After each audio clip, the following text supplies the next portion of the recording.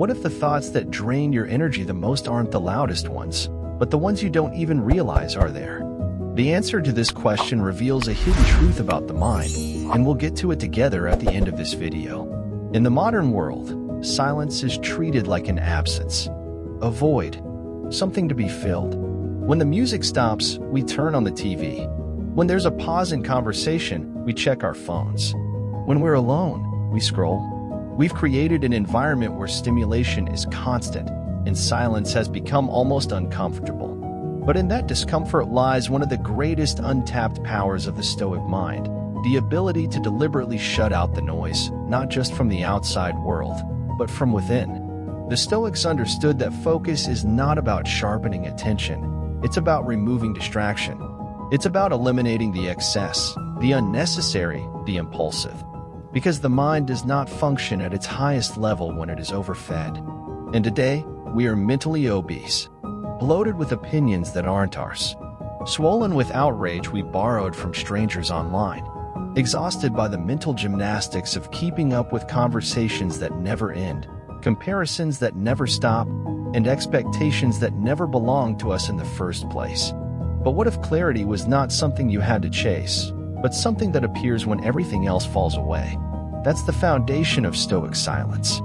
It is not muteness. It is not withdrawal. It is the act of clearing a space inside yourself where truth can finally be heard. You don't need more motivation. You don't need another strategy. What you need is space to breathe. Because without silence, there is no reflection. And without reflection, there is no direction. Imagine standing in the middle of a crowded room, trying to hear a whisper. That's what your inner voice competes with every day.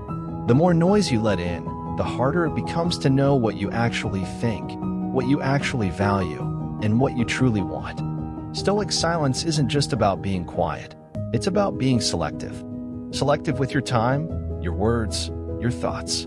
It's about knowing that not everything deserves a reaction, not every battle needs to be fought, and not every noise deserves your attention. Every time you choose silence over reaction, you reclaim power. Every time you say nothing instead of defending your ego, you strengthen your mind. Every time you step back instead of rushing forward, you create space for wisdom to lead instead of impulse. We live in a culture of performance. We're expected to explain, to justify, to share every thought as if silence meant absence. But silence is presence. Silence is mastery. It's the space where the Stoic mind separates itself from the herd. When everyone is speaking, reacting, debating, the Stoic listens, not because they have nothing to say, but because they want to say something that matters. And often, the most powerful response is no response at all. Think of your day. How many times do you give your attention away without thinking? How many conversations drain you? How many posts irritate you? How many headlines stress you out? And for what? Most of it doesn't matter. Most of it doesn't build you. Most of it is noise disguised as relevance. But your attention is a currency, and the more you spend it on things that do not nourish you, the poorer your mind becomes. A focused mind is not built in chaos. It is built in silence.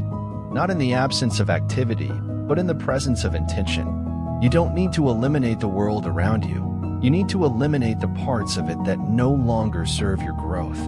The Stoic way is not to retreat from life, but to move through it with precision, to engage when it's meaningful, to be silent when it's not.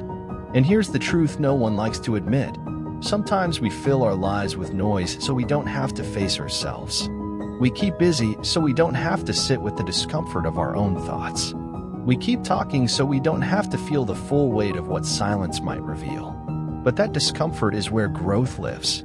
In the silence you avoid is the truth you need. And once you've heard it, you can't go back. Some of the greatest shifts in life don't happen in the middle of action. They happen in stillness. In a walk without headphones. In a moment where you resist replying. In a pause between thoughts. That's where the mind reorients. That's where clarity is born. The Stoics knew this. They trained for it. They wrote in silence, reflected in silence, practiced restraint, not just in speech, but in thought. You don't need to announce your silence for it to be powerful.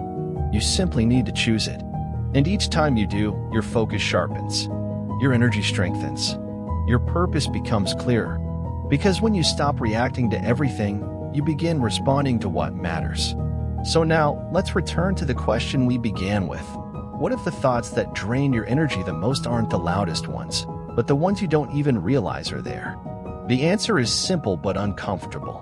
It's true. The loud thoughts, the ones you notice, are easy to confront.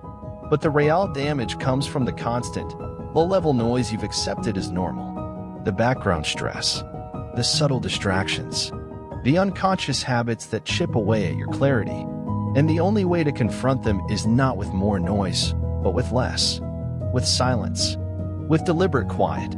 With the kind of space that allows you to see what's been hiding behind the chaos. That is how you build a focused mind. Not through force, but through release. Not by adding more, but by subtracting what doesn't belong.